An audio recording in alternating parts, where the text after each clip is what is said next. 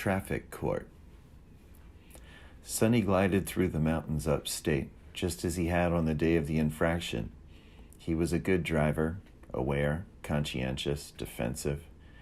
An aversion to hassles gave him that little extra incentive to not fuck up. It was an overcast spring morning near Woonsocket, a gray cloud curtain framing tired brown mountains, somehow unspectacular. The divided four-lane highway carried the country version of rush hour traffic, still more benign than the city version. Just another morning, he reflected. You're rolling along minding your own business, and trouble finds you. He recalled traversing the very same highway 4 months earlier, while on his way to picking up the wife and kid from an overnight visit with a friend on Mirror Lake. A placid Saturday morning, no hard ETA, normal blood pressure. Just rolling along. Nearing his exit, Sonny had spied a state trooper's patrol car pulled over on the right side of the road behind a gold Lexus. He could see the lights flashing from a couple 100 yards away. Speeder, he assessed. Ever eager to avoid trouble, he slowed down to 45 miles per hour and coasted past the pullover. Good citizen.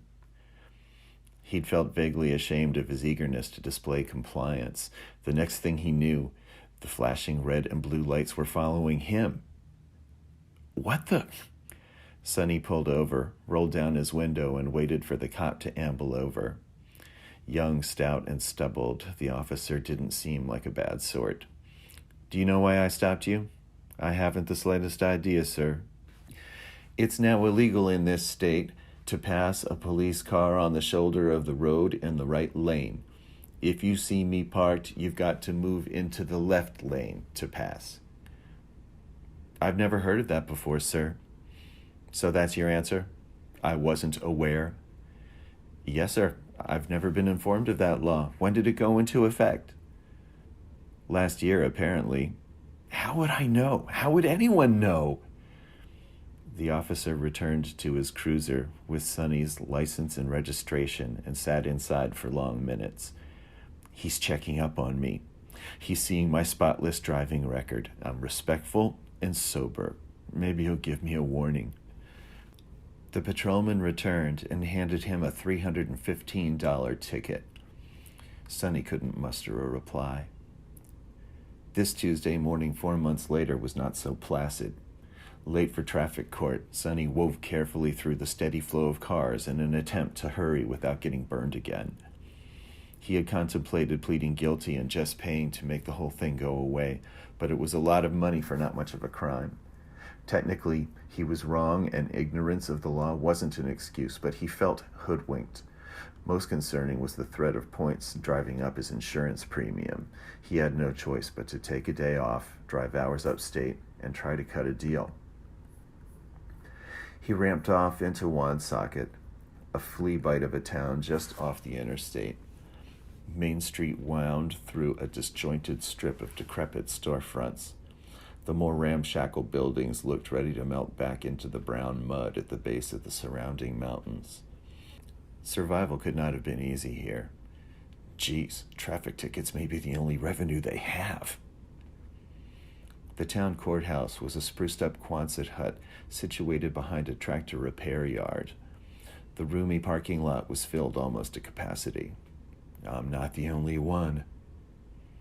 After squeezing into a distant spot in the far corner, he trotted to the entrance, marked with the warning sign, "Cell phones will be confiscated." 5 minutes late, he raced back to his Subaru and stashed his phone under a blanket in the hatch. Jogging back, he imagined some shady local gang pilfering cell phones from car to car while the visiting defendants were trapped in court. Phone-free, he glided through security and entered the courtroom. Rows upon rows of folding chairs were occupied by others who had made the error of driving carelessly past Woonsocket. Random urban demographics spiced the largely rural gathering. Turbans, kippas, and dreadlocks peppered the room. Barring the occasional cheap tie, most attendees were casually dressed. Jeans were the order of the day. Sonny was glad he hadn't spiffed up as he had intended. It could have worked against him. The room felt both edgy and submissive as the conscripted guests readied to express good-natured cooperation with the still absent judge. A bailiff pointed to what may have been the last remaining seat among 80 near the back corner of the chamber. On the adjacent far wall, still more defendants were packed sardine-like into a jury box. He squeezed into the empty seat between a large, quiet man and a small, nervous one. Everyone sat patiently for a while, staring into space. As minutes ticked off the clock, some began to fidget, but they were powerless. There was nothing to do but submit to the will of their captors and await fate. Pushing down claustrophobia, Sonny realized he could be there a long time. The hulking, thin-haired fellow to his right stared stoically ahead, calm and inscrutable. Sonny wondered if his own growing restlessness might be seeping out through his body language for all to see. Not that he cared much. These folks would remain strangers regardless of outcome today. The wiry man to his left was more animated. Shifting constantly, he wore a battered olive fedora low over his eyes, as if attempting to hide in plain sight. Court officers had not demanded he remove it. Either they hadn't noticed or didn't care. Unable to keep still, the man twisted in his seat like a weasel caught in a trap. "Bullshit," he muttered under his breath. "Fucking horse shit." The coarse whisper was barely audible, but clear to Sonny. The voice sliced like a penknife. Sonny recoiled a few millimeters. The guy's energy was unsettling. Probably just an asshole, but possibly out to lunch. After all, he'd been summoned here for a reason. Remembering why he was here, Sonny reminded himself not to jump to conclusions about the alleged transgressions of others. 10 more minutes passed, and a hum rose in the room as people began to chat. Sonny wasn't interested in chatting. Neither was the hulk to his right. "Fuck," sputtered the little guy above the rising din. "What's up, Tourette's?" thought Sonny mockingly. "Don't provoke him. Don't talk. Do not engage." He repositioned still further away as subtly as he could. He was afraid he'd be kicked, then blamed for being in the way. But Tourette's was focused in the other direction. His narrow, watery eyes played back and forth between the wall clock and the tall, paunchy bailiff. "You dick," he snarled at strategically low volume. "Fucking cocksucker." Becoming more heated with each glance at the clock, the epithet seemed directed at the bailiff, yet this was a prudent malcontent, carefully cursing the object of his resentment from a distance. "All rise," the bailiff finally commanded. Everyone leaped to respectful attention as a parchment-skinned, black-robed senior citizen shuffled in. The room assumed a tone of tolerance for the doddering gentleman doggedly making his way toward the chair of authority. Tourette's expelled thin, agitated breaths as the judge's dramatic journey across the dais lengthened into a suspense tale. Would he make it? Might he not? At last he settled into the high-backed, swiveled chair. "Ladies and gentlemen, I am County Court Judge Emmett Grafton. Welcome to Woonsocket." Sonny strained to hear the gravelly voice. Tourette's hissed whispers were like clarion bells in comparison. "You all know why you are here. We will try to make this cordial and quick.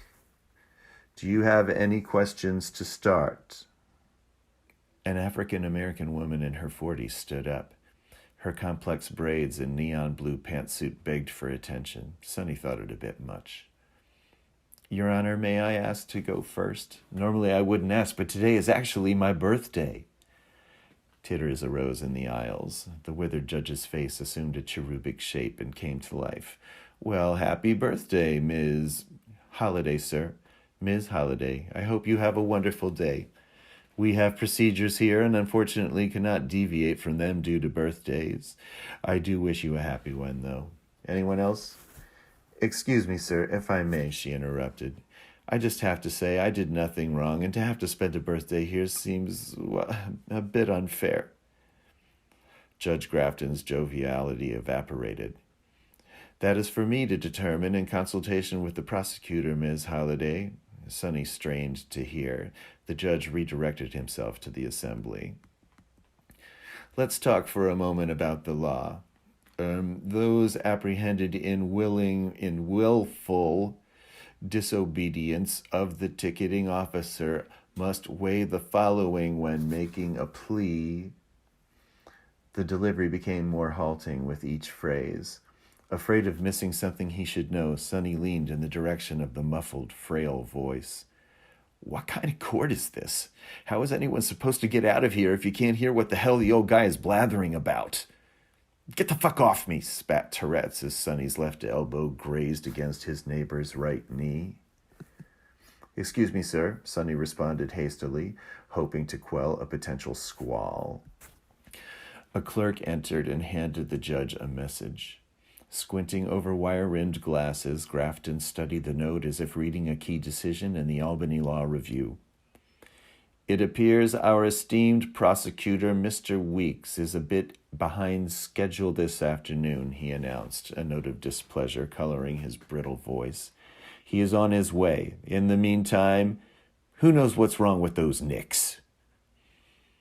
Sensing an opportunity to bond with the judge, several young men pounced on the topic. Banal banter ensued. The half-hearted repartee soon petered out, and the room lapsed into resigned vigilance for the tardy prosecutor. 10 minutes went by, then 20. Some daydreamed without complaint, while an undertone of thinly veiled angst began infiltrating the room in patches. Judge Grafton examined a stack of case files one by one before pushing them aside and nodding off.